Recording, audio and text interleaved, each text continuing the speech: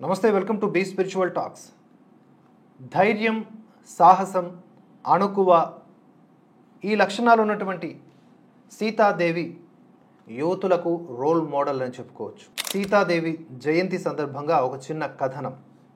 సాక్షాత్ మహాశక్తి స్వరూపిణి అయినటువంటి సీతామాత జన్మించిన రోజే సీతా నవమి. బీహార్ రాష్ట్రం మిథిలాంచల్ అంటే గంగానదికి ఉత్తరాన ఆవలి ఒడ్డున ఉన్న 19 జిల్లాలతో పాటుగా నేపాల్ భూభాగాన్నంతా కలిపి మిథిలాంచల్గా పిలుస్తారు. ఆ ప్రాంతంలో వైశాఖ శుద్ధ నవమి రోజున సీతమ్మ తల్లి జన్మించింది. ఉత్తర భారతదేశంలోని చాలా రాష్ట్రాల్లోనూ, ముఖ్యంగా నేపాల్ మొత్తంలో సీతా నవమి ఉత్సవాలను ఘనంగా నిర్వహిస్తారు. సీతాదేవి అయోనిజ, అసామాన్యురాలు, మూల ప్రకృతి స్వరూపిణి. సీతమ్మ తల్లి మొదటి రూపం మహామాయ. దీనినే శబ్ద బ్రహ్మమయి రూపం అని కూడా అంటారు. జ్ఞాన స్వరూపిణిగా వేదాధ్యయనం చేసే చోట ఈ తల్లి ప్రసన్న రూపంలో ఉండి అత్యున్నతమైనటువంటి అలౌకికమైన భావాలను కలుగజేస్తుంది. రెండో రూపం జనకుడు భూమిని దున్నుతున్నప్పుడు బయటపడిన రూపం. జనకుని కోట్ల జన్మల పుణ్యవశం చేత తనకు తానుగా బిడ్డగా లభించిన క్రియాశక్తి రూపం సీతమ్మ. ఇక మూడో రూపం అవ్యక్త ఇచ్ఛాశక్తి స్వరూపిణిగా జీవులందరిలోనూ ఉంటుంది. జగత్తంతటిలో నిండి ఉండే జగదానందకారిణిగా లక్ష్మీ స్వరూపముగా విరాజిల్లే తల్లి. ఇచ్ఛాశక్తి, క్రియాశక్తి, జ్ఞానశక్తి మూడు శక్తుల రూపముగా ముగ్గురమ్మల మూలపుటమ్మగా సాధకులు, ఉపాసకులు దర్శించవచ్చని బ్రహ్మదేవుడు దేవతలకు బోధించాడు. సీతమ్మ తల్లి బలహీనురాలు కాదు. నిజానికి ఆమె శక్తి అవతారం. చాలా తెలివైనది, పారదర్శకమైనటువంటి స్వభావము కలిగినది, దృఢమైన నిర్ణయము తీసుకునే సామర్థ్యం గలది. కేవలం రామాయణం మాత్రమే కాదు, ఆమె పేరుతో ఒక ఉపనిషత్తే ఉంది. అందులో ఆమె అసలు సిసలైన స్వరూప స్వభావాలు మనకు గోచరిస్తాయి. దాని పేరే సీతోపనిషత్తు. ఇది అథర్వణ వేదంలో ఉంది.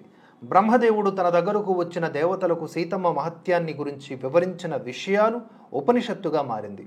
సీతారాములు అభిన్న తత్వాలని, వారిద్దరూ ఒకే దివ్య జ్యోతికున్న వేర్వేరు అభివ్యక్తులని తులసీ రామాయణం చెబుతుంది. సీత ప్రధాన స్వరూపమని, అక్షర బ్రహ్మమని, ఇచ్ఛా, క్రియా, జ్ఞాన శక్తుల సమైక్య రూపమని నిర్ణయ సింధు వ్యక్తపరిచింది. సీత ఆదిశక్తి, సృష్టి స్థితిలయకారిణి అని చాటింది రామతాపనీయోపనిషత్తు. సీత ముక్తిదాయిని అని ఆధ్యాత్మిక రామాయణం అభివర్ణించింది. సీతమ్మ తల్లి ఆదిశక్తి అని సౌరనీయ తంత్రం ప్రస్తుతించింది. వ్యవసాయానికి అధిష్టాత్రి అని ఋగ్వేదం కీర్తించింది. అథర్వ వేదానికి చెందిన సీతోపనిషత్తు సీతను శాశ్వత శక్తికి మూల బిందువుగా అభివర్ణించింది. యోగమాయ అని శ్లాఘించింది.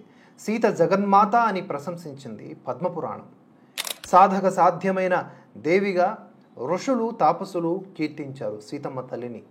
మనందరికీ సీతమ్మ తల్లి అంటే దశరథుడి పెద్ద కోడలు, శ్రీరామచంద్రుడి భార్య, మహాసాధ్వీమణి సీతమ్మ తల్లి.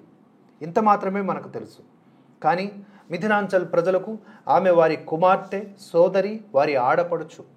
మిథిలా ప్రాంతపు రాజ్యాన్ని పాలించిన చక్రవర్తి కుమార్తె కనుక ఆమెను మైథిలి అంటారు. మిథిలా ప్రజలు సీతమ్మను కిషోరి అని పిలుస్తారు. నాగలి చాటున దొరికినందున సీత అని, జనకుని కుమార్తె అయినందున జానకి అని పిలుస్తారు. వైదేహి అంటూ పిలిచి ఆనందభరితులవుతారు. స్వామి వివేకానందుల వారు అన్నట్లుగా శ్రీరామచంద్రుని వంటి పురుషులు రాబోయే కాలంలో జన్మించవచ్చునేమో కానీ సీతమ్మ తల్లి వంటి త్యాగమయి మహిళా శిరోమణి జన్మించటం అసంభవం. ధైర్యం, సాహసం, అణకువ, సహనం ఇలా అనేక లక్షణాలు కలబోసుకున్న శక్తికి నిర్వచనమైన సీతమ్మ తల్లి నేటి ఆధునిక కాలపు యువతులకు ఒక గొప్ప రోల్ మోడల్. ఈ వీడియోను 10 మందికి షేర్ చేయండి. అలాగే బీ స్పిరిచువల్ టాక్స్ ఛానల్ని సబ్స్క్రైబ్ చేసుకోండి. మరిన్ని వీడియోలు త్వరలోనే రాబోతూ ఉన్నాయి.